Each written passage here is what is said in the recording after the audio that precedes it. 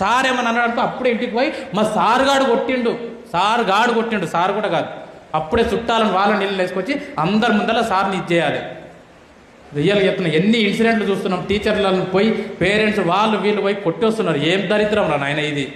రియల్గా చెప్తున్నాం, మీ సారు నిన్ను కొట్టినా కూడా, రియల్గా నువ్వేమైనా తప్పు పని చేసి నువ్వు కొట్టినా కూడా నువ్వు ఆ విషయం మీ ఇంట్లో చెప్పకుండా నీ ఫ్రెండ్ గారు ఎవడో మీ ఇంట్లో చెప్పి అరే మేము నీ సార్ ఇష్టం వచ్చినట్టు కొట్టినట్టే, అప్పుడు మీ అమ్మ నాన్న అరే నిన్నెట్లా కొడతాడు రా పా సార్ని అడుగుదామంటే అప్పుడు చెప్పాలి మీ అమ్మ నాన్నకు, అమ్మ నాన్న మీరు ఎట్లా కొడతలేరు, దారి తప్పుతున్న నా జీవితాన్ని దారిలో పెట్టడానికే కొట్టిడు మా గురువు, ఏం కాదు నేనే బాగుపడతాను చెప్పండి మిత్రమా, నేనే బాగుపడతాను చెప్పండి.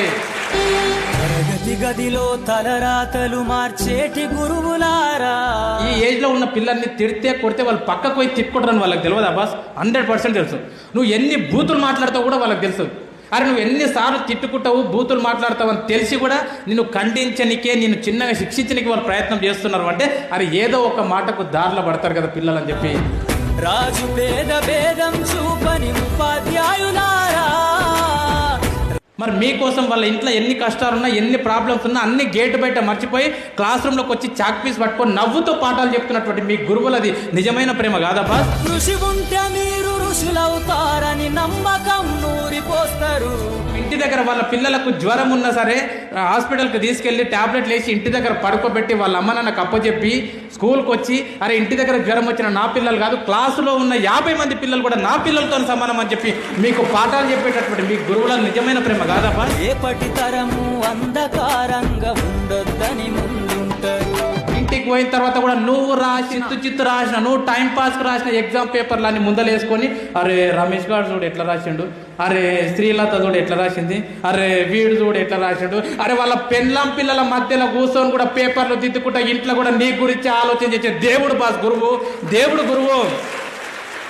చాలా మంది పిల్లలు అనుకుంటారు నాకు మస్తు టాలెంట్ ఉంది, ఇంకా సార్ గారు చెప్పేది ఏంటి, నీకు ఎంత టాలెంట్ ఉన్నా ఏమన్నా నువ్వు పైకెళ్ళి ఊడి పడలే. నీవు స్కూల్కు ప్రైమరీ స్కూల్ నుంచి పోయినప్పటి నుంచి ఇప్పటి వరకు నీ బుర్రలో ఏమన్నా ఉందంటే అదంతా నీ గురువులు పెట్టిన భిక్ష తప్ప నీకు ఏడికెళ్ళి రాలే. నువ్వు సొంతంగా నేర్చుకున్నావా, ఏబిసిడి సొంతంగా నేర్చుకున్నావా, 1 2లు సొంతంగా నేర్చుకున్నావా, పదాలు ఎట్లా వాళ్ళకన్నా సొంతంగా నేర్చుకున్నావా, వాక్యాలు ఎట్లా వాళ్ళకన్నా సొంతంగా నేర్చుకున్నావా, పుస్తకం ఎట్లా చూడాలన్నా సొంతంగా నేర్చుకున్నావా, పెన్ను ఎట్లా పట్టుకోవాలో సొంతంగా ఏమి సొంతంగా నేర్చుకోలేవు బాస్, అన్ని వాళ్ళు పెట్టిన భిక్ష. రాష్ట్రాన్నేలే సీఎం అయినా, దేశాన్నేలే పిఎం అయినా, రాష్ట్రాన్నేలే సీఎం అయినా, దేశాన్నేలే పిఎం అయినా, మీ నుండి విద్య నేర్చినోళ్ళయా ఒకనాటి మీ శిష్యులేనయా. తరగతి గదిలో తలరాతలు మార్చేటి గురువులారా.